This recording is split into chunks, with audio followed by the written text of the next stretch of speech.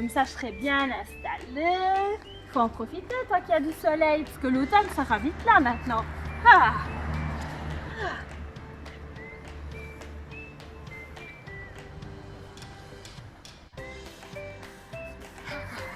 Je vais bien t'avoir, maman. Que tu ne t'y attendras pas. Ah, vous êtes là, les zouzous. Je vais faire une bonne blague à maman. Venez avec moi. Vous allez vous cacher avec moi. Oh, j'irais bien me chercher un magazine, tiens, moi. Allez, hop, c'est parti. Vite, vite, les zouzous. Elle comprendra rien, là. Elle comprendra rien. Vite, vite, vite. Maman, nous arrivons. Ah, voilà mon magazine, trop bien. Alors, ah, c'est bizarre mon essuie. Ah, mais il est tout mouillé. Mais il a plu ou quoi pendant que j'étais partie? Mais non, il n'y a que mon essuie qui est mouillé. Mais c'est bizarre cette histoire. Bon, allez, je mets à sécher et puis j'irai en chercher un autre. Bizarre, vraiment bizarre. Bon. Allez, je vais aller en chercher un autre. Ha ha ha, je vous l'avais dit, les zouzous. Elle ne comprendra rien. Restons cachés, je l'entends déjà venir. Bon, voilà notre essuie sec. On recommence. Un essuie sec. Ah. Le soleil, c'est bon. Et le mur, parfait. Oh, ça fait mal aux yeux. Oh, mais il y a trop de soleil maintenant. Bon, je vais chercher mes lunettes et j'arrive. J'y retourne encore une fois. Oh. Venez, les zouzous.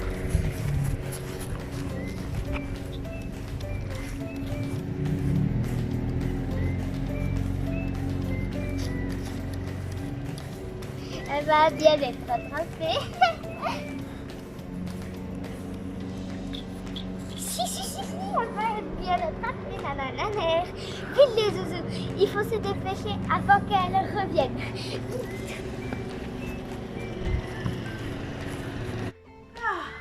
Ah, c'est bon, j'ai les lunettes maintenant. Oh là là. Oh, mais qu'est-ce qui se passe ici? Ah, mais j'ai les pieds tout mouillés. Ah, mais il s'est trempé ici. Mais quoi, il pleut plus, mais il se passe quoi aujourd'hui? Ah, ben non, mon essuie il est sec. Attends, l'herbe est mouillée, l'essuie est sec. Il y a quelque chose qui va pas là. Oh, mon livre, mon magazine. Ah, ben non, mais il est même pas mouillé. Hein? Mais comment c'est possible ça? Mon essuie est sec, mon magazine est sec, et j'ai les pieds complètement trempés parce que l'herbe est mouillée. Mais vraiment, c'est vraiment bizarre ce qui se passe dans son jardin aujourd'hui. Moi, je n'y comprends plus rien. Ah, c'est ça! Chippy! Arrête, c'est bon, on a compris. Ah, c'est toi! Ah, j'y comprenais plus rien. Je comprends mieux. Oh, mais quand même, t'as quand même eu une drôle d'idée de blague. Mon essuie sec, mon essuie mouillé. Qu'est-ce que c'est que ça? Ben quoi? C'est pas toi qui voulais parler de Gédéon, zouzou? D'accord, je vois où tu veux en venir. Bon, maintenant que je suis bien mouillée, je crois que je vais aller me sécher un peu, mettre un autre vêtement, un autre pull, et on va aller retrouver les zouzous. Allez, c'est parti. Oui. Coucou les zouzous! Bienvenue dans cette vidéo spécialement faite pour toi. Cette semaine, nous nous retrouvons pour découvrir ensemble un nouveau courageux de l'Ancien Testament. Et bien sûr, tu l'auras compris que nous allons te parler de Gédéon. Gédéon, j'ai déjà entendu cette histoire, mais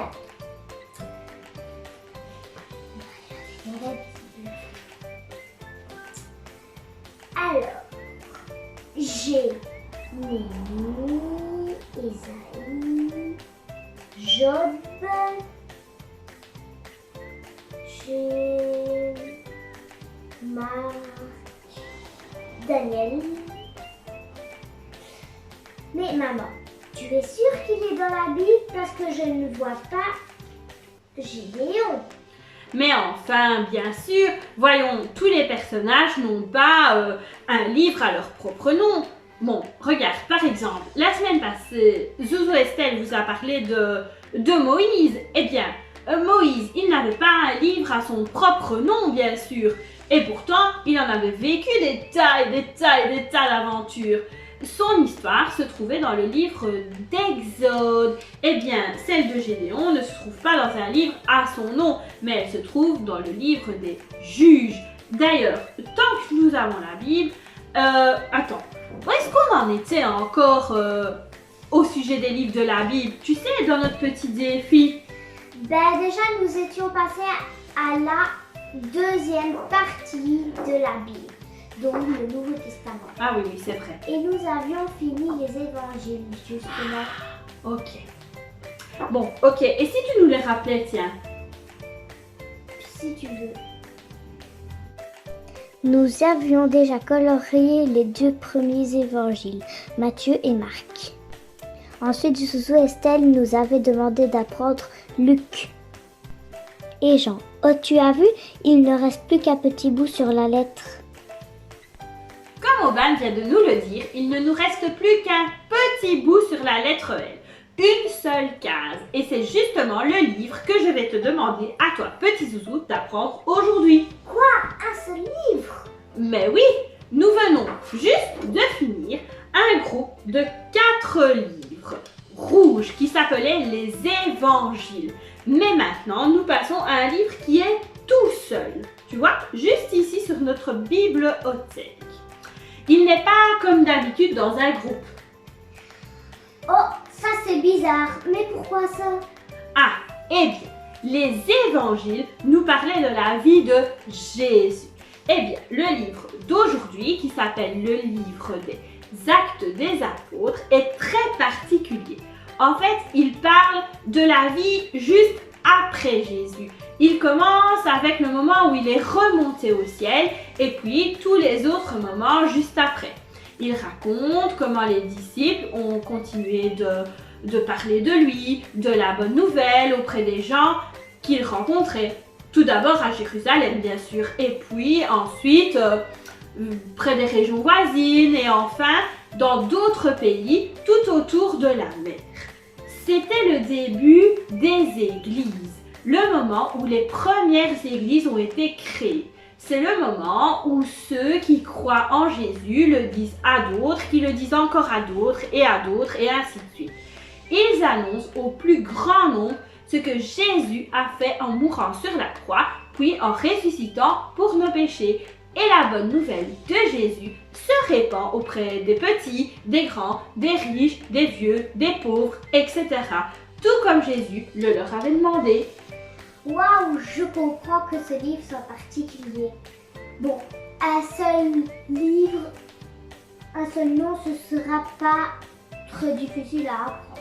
Et non, mais n'oublie pas, comme d'habitude, tu dois les apprendre depuis la Genèse jusqu'à ici, à Actes des Apôtres. Mais n'oublie pas d'utiliser notre super chanson pour t'y aider. Mais bon, on ne va pas encore commencer par la chanson, on n'y est pas encore, on n'a même pas commencé l'histoire de Gédéon. D'ailleurs, tu sais quoi, je te propose une chose. On va commencer par ça. On va écouter l'histoire de Gédéon avant d'expliquer ensemble.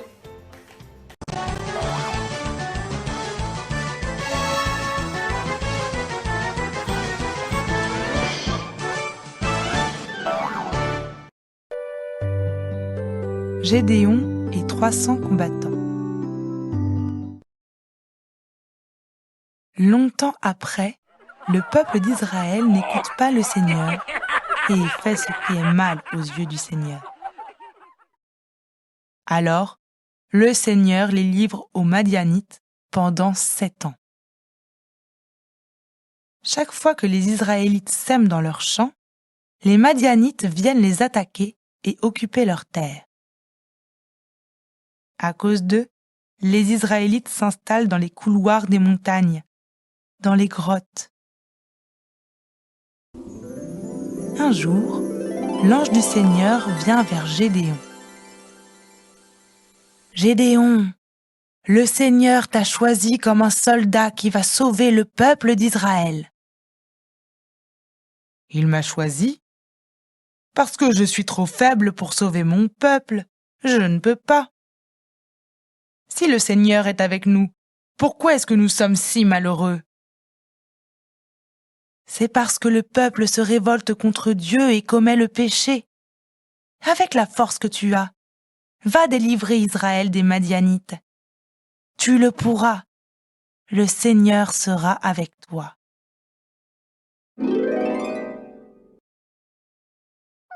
Cette nuit-là, le Seigneur apparaît devant Gédéon.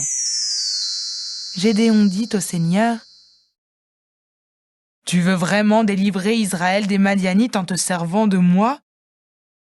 Alors, donne-moi un signe que c'est bien toi qui me parles. » « Je vais mettre une peau de mouton avec sa laine à l'endroit où on bat le blé. L'eau de la nuit va se déposer sur la laine. Mais si le sol tout autour reste sec, ce sera signe que tu veux délivrer Israël en te servant de moi. » Le matin suivant, Gédéon tord la peau de mouton. Il fait sortir assez d'eau. En revanche, le sol est sec. Gédéon demande de nouveau au Seigneur, « Je voudrais un autre signe. Cette fois-ci, il faut que la peau de mouton seule reste sèche et que l'eau de la nuit couvre le sol tout autour. » Cette nuit-là, Dieu réalise la demande de Gédéon. Seule la peau de mouton reste sèche et l'eau de la nuit couvre le sol tout autour. « Ô Seigneur, je crois en toi. Je ne douterai plus de ta parole et deviendrai un soldat courageux pour sauver le peuple de la main des Madianites. » Ainsi, Gédéon fait appeler beaucoup de soldats pour la guerre. Le Seigneur dit à Gédéon, « Gédéon, tes hommes sont trop nombreux. Je ne veux pas leur livrer les Madianites. Sinon, les Israélites se vanteront de leur force. Tu vas donc annoncer ceci à tes hommes, que tous ceux qui tremblent de peur rentrent chez eux. » Parmi les combattants, il y a 22 000 hommes qui s'en vont. Il en reste 10 000.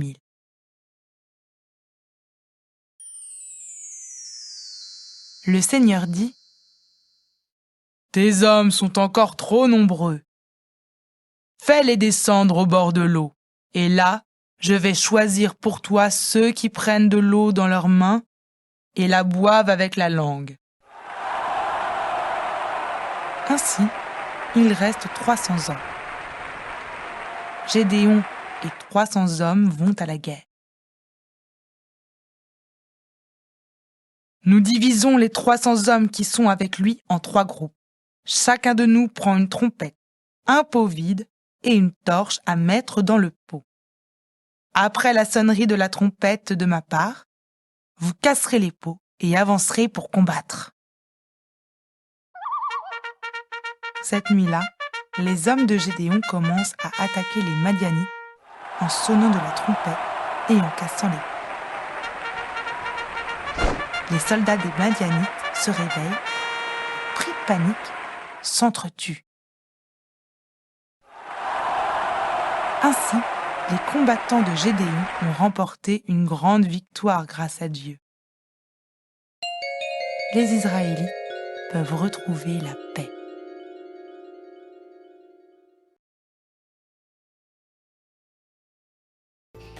Quel drôle de personnage ce Gédéon. Pourquoi l'avoir choisi? Car c'est un courageux. Tu te souviens, nous voyons les courageux de l'Ancien Testament. Je ne vois pas pourquoi, s'il est courageux, même lui a dit adieu. Pourquoi moi?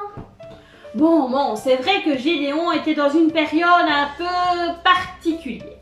Les Israélites recommençaient à faire du mal et à cause de cela, ils étaient une fois de plus livrés à un peuple qui les ennuyait encore et encore. Et Dieu a choisi Gédéon, lui qui doutait de lui-même. Mais oui, il a dit qu'il n'était pas assez fort. Mais Dieu, il s'en fichait de ça. Nous aussi, parfois, nous disons que nous sommes trop ceci ou pas assez cela. Par exemple, je suis trop petit, pas assez grand, pas assez fort, pas assez beau. Mais souviens-toi, on t'a déjà dit que ton apparence ou tes capacités ne comptent pas aux yeux de Dieu. Il te prend comme tu es. L'important pour lui est que tu lui donnes ton cœur, comme Gédéon qui avait donné son cœur à Dieu. Mais maman, malgré cela, il a quand même vachement douté. Il a demandé un signe à Dieu. Lui répond avec sa toison mouillée et le sol sec. Et ça ne lui suffit pas. Il recommence en demandant le contraire. La toison sec et le sol mouillé. Pas très sûr de lui ce Gédéon, pas très fort, pas vraiment ça. Je ne vois pas en quoi il est courageux. Oui, bon, je comprends. Mais tu sais, le Seigneur a miraculeusement fait mouiller la toison, puis l'a asséchée, selon la demande de Gédéon. Alors Gédéon savait qu'il devait obéir à Dieu et devenir le nouveau juge d'Israël. Le Seigneur a choisi Gédéon pour diriger, même si la famille de Gédéon n'était pas célèbre ou forte. Tu sais, les Madianites, ils étaient féroces, ils étaient redoutables. Les Israélites ne pouvaient pas rivaliser avec ces envahisseurs. Mais lorsque les Israélites se sont finalement tournés vers Dieu, il leur a donné un conquérant. Conquérant, c'est toi qui le dis. Attends, en fait, comme Dieu voulait être reconnu comme le véritable libérateur, il a choisi un homme insignifiant aux yeux des autres, comme instrument pour la victoire. Bon, il faudrait savoir, alors conquérant ou insignifiant. Bon, tu te souviens qu'au début de l'histoire, nous avons vu que les Israélites s'étaient réfugiés dans des grottes. Eh bien, quand Gédéon battait son blé, au lieu de le faire dans les champs ou dans les plaines, eh bien, il se cachait en fait entre les rochers, justement pour ne pas être vu, car il avait peur des Madianites. C'est ce que je disais, plutôt insignifiant, pas courageux du tout. Oh là, mais qu'est-ce que tu peux être borné quand tu veux, toi alors? Attends la suite, enfin. Bon, j'en étais où, moi? Oui. Donc, il se cachait entre les rochers. Mais l'ange est apparu là où il travaillait pour lui dire que Dieu l'avait choisi. Ensuite, il a demandé des preuves à Dieu avec l'histoire de sa toison. Mais une fois que les miracles ont eu lieu, il a compris que Dieu l'avait choisi, lui, l'homme qui avait peur, qui n'était pas fort, qui n'était pas d'une famille riche ou importante. Mais son cœur était à Dieu et c'est ça qui était important. Alors, il a choisi d'obéir. Et c'est là que Gédéon s'est montré courageux, car il a choisi de faire confiance, de dépasser ses doutes et ses peurs. Mais il avait quand même dit à Dieu, pourquoi nous arrive-t-il tous ces malheurs si Dieu est avec nous? C'est vrai, malheureusement, Dieu, il était là, mais les Israélites ne lui faisaient aucune place dans leur cœur. Dieu n'a jamais disparu, il a toujours été là. Mais maman, pourquoi avoir tout d'un coup changé d'avis? Pourquoi aider les Israélites? Ah, mais ce n'est pas Dieu qui a changé d'avis. Dieu, il a toujours été le même. Il a toujours été là et il est toujours le même avec nous d'ailleurs. C'est le cœur des Israélites en fait qui ont changé. Une fois qu'ils ont choisi de se tourner vers Dieu, Dieu a pu agir pour eux. Souvent, en fait, nous aussi nous disons « Mais pourquoi m'arrive-t-il ceci ou cela ? Et pourquoi si je suis mal malheureux. Et où est-ce qu'il est, Dieu, d'abord? Il m'aide pas ou quoi? Ça nous arrive à tous de se dire ça. Mais Dieu, il est là et il est toujours là et partout. Mais parfois, en fait, le problème, c'est que nous sommes un peu comme les Israélites. Nous ne lui laissons pas assez de place dans notre cœur. Nous sommes accaparés par plein de choses ou nos mauvais choix. Et du coup, ça envahit tout dans notre cœur. Mais attends, tu sais quoi? Pour t'expliquer et pour t'expliquer à toi, petit zouzou, je vais réaliser une petite expérience. Vous allez vous approcher et vous allez mieux comprendre. Tu vois ici, c'est un peu comme notre vie. Et il nous arrive plein de choses. Eh bien, parfois, je fais de mauvais choix. Et regarde ce qu'il se passe. Une chose entraînant une autre, tout s'écroule autour de moi, un peu comme les dominos qui se sont écroulés les uns à la suite des autres. Et j'ai l'impression qu'il ne m'arrive que des malheurs, que c'est une vraie catastrophe. On va recommencer l'expérience, mais de manière un peu différente cette fois. Recommençons. Dans la vie, il y a des malheurs et on fait toujours de mauvais choix. Mais cette fois, après ton mauvais choix, tu te rends compte que tu décides de demander pardon. Regarde. Tu vois, ça a changé. Tout ne s'est pas écroulé. Ce doigt, c'est Dieu. Une fois que tu décides de demander pardon, tu demandes à Dieu de venir dans ton cœur et tu lui laisses la place.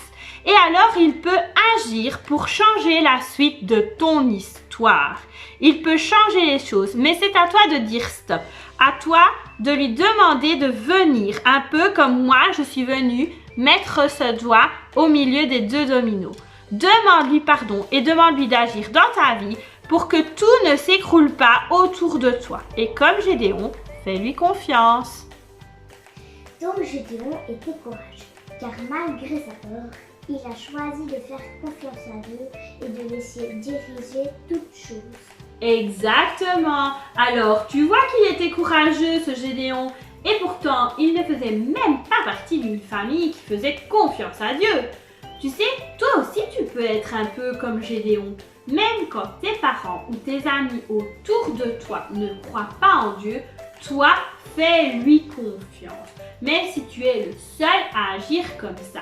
Et tu verras, Dieu t'utilisera toi aussi pour faire de grandes choses et de grands changements autour de toi. Bon, ok, tu avais raison. Mais pourquoi avoir choisi seulement 300 hommes alors qu'ils étaient 32 000 au départ? Tu te rends compte, ça devrait être quelque chose à avoir autant d'hommes.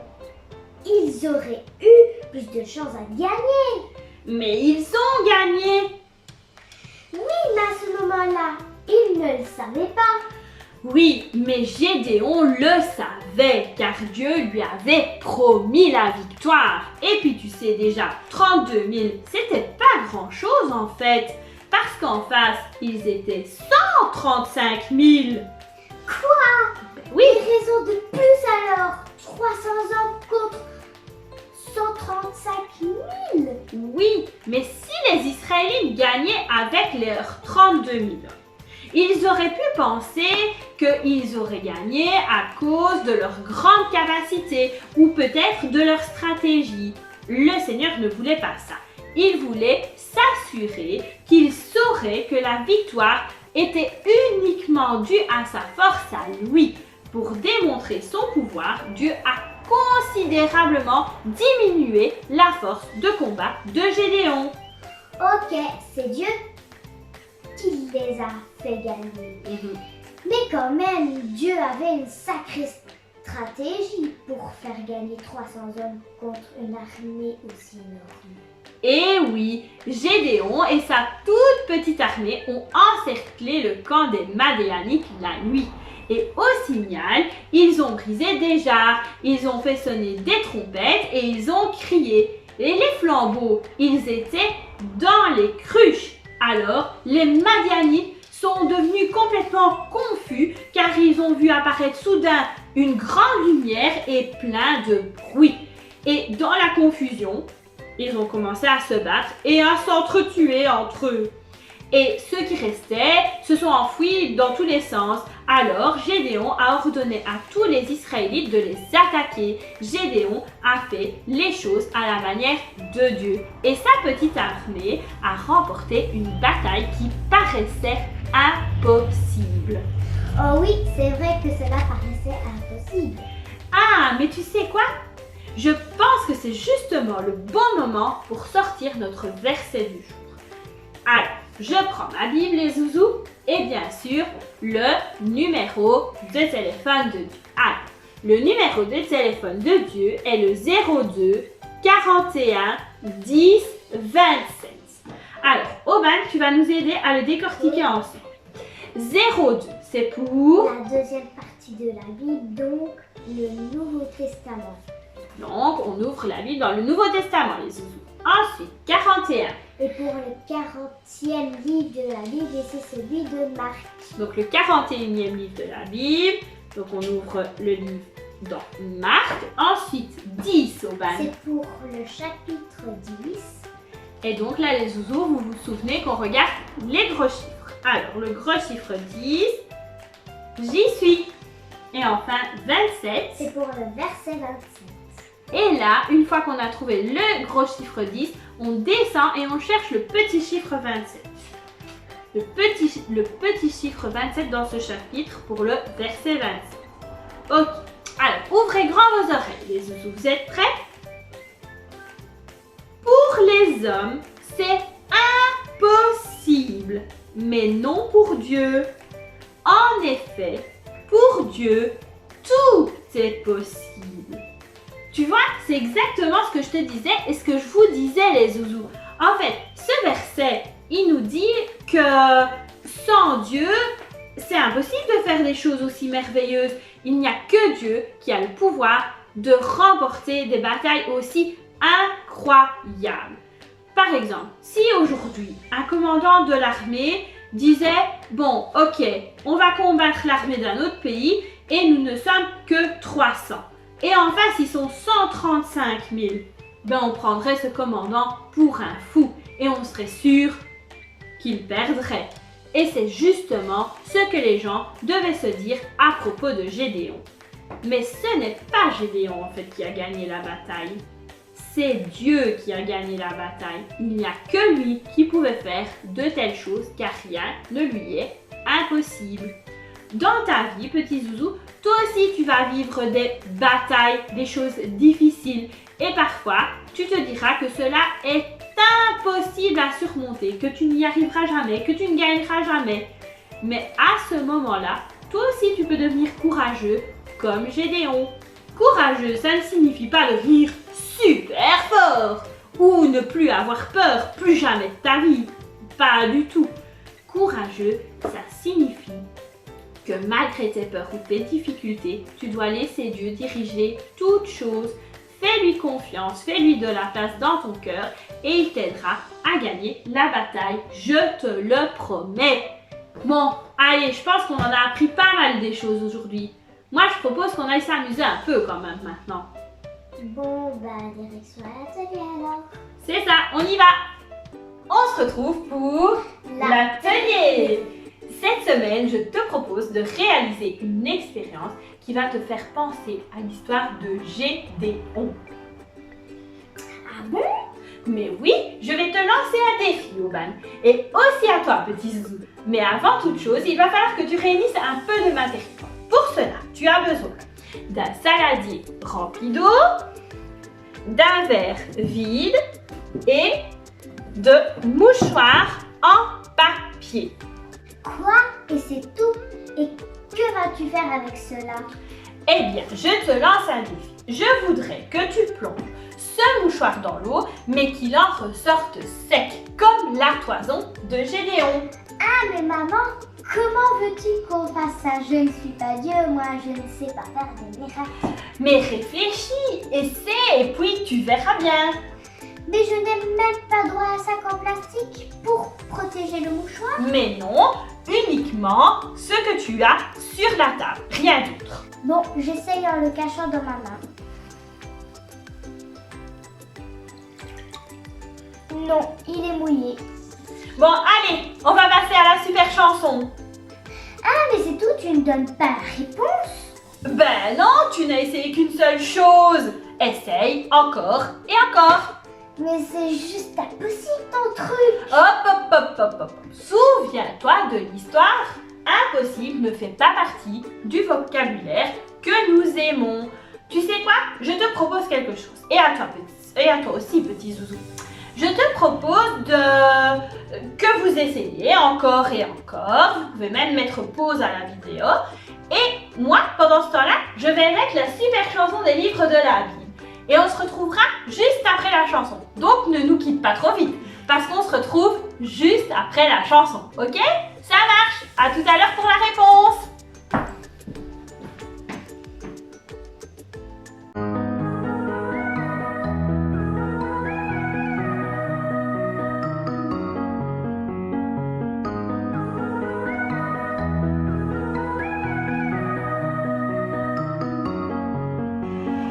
Genèse, Exode, Lévitique, Nombre, Deutéronome, Josué, Juge, Rutin et de Samuel, un roi, deux rois, les chroniques, Esdras, Néhémie, Esther, Job, Psaume, les proverbes et Ecclésiaste, Cantique, Ésaïe, Jérémie, Lamentation, Ézéchiel et Daniel, Osée, Joël, Amos, Abdias, Jonas, Michée, Naoum, Habakkuk, Sophonie, Agé, Zacharie, et pour finir il y a Malachie. Je veux mieux te connaître, savoir qui tu es. C'est au travers de la Bible que c'est possible. Creuser, les chercher, je veux mieux t'aimer. J'apprends par cœur tous les livres de la Bible. Oh, oh, oh, oh, oh, oh. J'apprends par cœur tous les livres de la Bible. Oh, oh, oh, oh, oh. Dans les évangiles, il y a Matthieu, Marc, Luc et Jean. Actes des apôtres, suivi des épîtres, Romains 1 et 2 Corinthiens, Galates, Éphésiens, Philippiens, Colossiens 1 et 2 Thessaloniciens, 1 et 2 Timothée, Tite, Philémon, Hébreux, Jacques, 1 et 2 Pierre, 1, 2, 3 Jean, Jude et pour finir il y a Apocalypse, Ancien et Nouveau Testament. Voici les 66 livres de la Bible. Je veux mieux te connaître, savoir qui tu es. C'est au travers de la Bible que c'est possible. Creuser, les chercher, je veux mieux t'aimer. J'apprends par cœur tous les livres de la Bible. Oh, oh, oh, oh, oh, oh. J'apprends par cœur tous les livres de la Bible. Oh, oh, oh, oh, oh.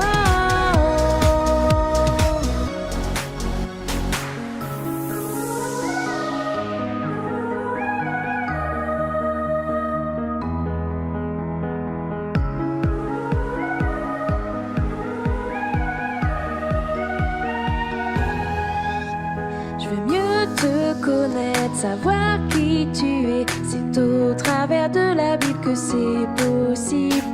Creuser, les chercher, je veux mieux t'aimer. J'apprends par cœur tous les livres de la Bible. Oh, oh, oh, oh, oh, oh. J'apprends par cœur tous les livres de la Bible. Oh, oh, oh, oh, oh. J'apprends par cœur tous les livres de la Bible. Bon, ça ne marche pas. Encore un autre essai. Je fais peine ma main dessus. Je mets mon mouchoir. Je trempe dans l'eau. Ben non, ça ne marche pas toujours. C'est qu'il y a un problème. Alors, réussi? Non, à chaque fois j'échoue. Ah ouais, Ah ouais, quand même. Ouais, ok, je vois ça, effectivement. Bon, allez, je vais être gentille, je vais vous donner la solution quand même. Alors, la solution. Bon, déjà, ton verre, il est complètement trempé. Donc déjà, il vous faut un verre bien sec. Alors, on va déjà faire la vaisselle, hein. Bon. En tout cas, je vois que tu t'es bien amusé. Ouais. Donc, je prends mon verre qui est bien sec. Je prends le mouchoir et je le mets à l'intérieur. Et tu sais quoi? Je retourne mon verre et ensuite je vais le plonger dans l'eau en le gardant bien droit. Quoi, mais c'est tout, mais ça ne va pas marcher avec... Dans ce sens-là, le verre ne va pas marcher. Regarde, tu vas voir. Je le plonge jusqu'au bout. Ok? Je le sors, je fais attention qu'il ne tombe pas. Alors, regarde. Il n'est pas du tout mouillé. Comment ça se fait? Comment t'as fait un miracle? Mais non, enfin, je suis pas Dieu quand même. Un miracle n'a aucune explication. Et ici, il y a une explication. Donc, ce n'est pas un miracle. En fait, c'est une expérience scientifique qui s'explique très bien. En fait, dans le gobelet, bon, ok, il y avait un mouchoir. Mais il y a aussi autre chose. Je mets le mouchoir, mais en plus du mouchoir, il y a aussi de l'air que tu ne voyais pas, mais il était bien présent. Et en fait, quand je retourne mon verre et que je plonge mon gobelet bien droit dans l'eau, l'air va rentrer dans le gobelet et pousser le mouchoir et il va protéger le mouchoir de l'eau. C'est ça qui se passe et c'est pour ça qu'il n'est pas mouillé. Par contre, il faut bien le tenir droit parce que si je le penche, là, l'air va s'échapper, tu vois, c'est pour ça qu'il y a des bulles, et l'eau va rentrer dans le gobelet, et quand je vais le ressortir, tu vois, il est mouillé. Donc, il faut absolument garder le verre le plus droit possible, et c'est l'air qui protégeait le mouchoir et empêchait qu'il soit mouillé. Et voilà! Waouh, je comprends mieux. Moi qui pensais que cela était impossible, en fait, cela ne l'était pas du tout. Et non, en tout cas, j'espère que vous vous êtes bien amusés à essayer de résoudre mon petit défi. J'espère que l'histoire de Gédéon vous aura plu et je vous donne rendez-vous la semaine prochaine avec ma copine Zouzou Estelle pour découvrir une autre histoire d'un courageux de l'Ancien Testament. En attendant, je vous fais plein de bisous et à bientôt les zouzous!